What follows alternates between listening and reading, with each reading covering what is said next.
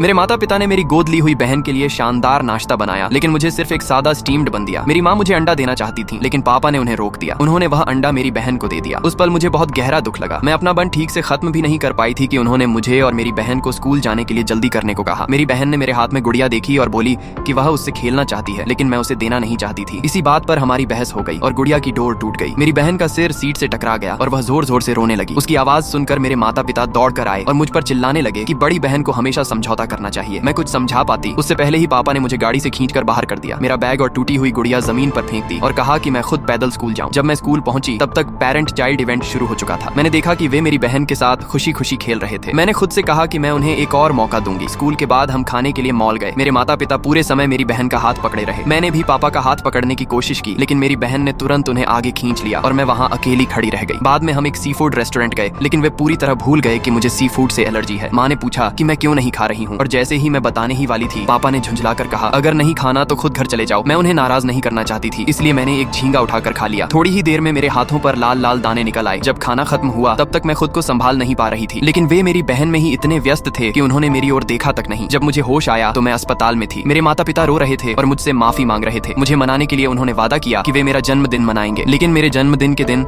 मैंने पूरे जोश से ढेर सारे पकवान बनाए और उनका इंतजार करती रही। रात बहुत हो गई, फिर भी वे घर नहीं आए। तभी एक रहस्यमयी बूढ़ा आदमी आया और मुझे पता चला कि मेरे माता पिता मेरी बहन का जन्मदिन मनाने गए थे। उस पल मेरा दिल पूरी तरह टूट गया। मैंने उस घर को छोड़ने का फैसला कर लिया जिसने मुझे बार बार निराश किया था।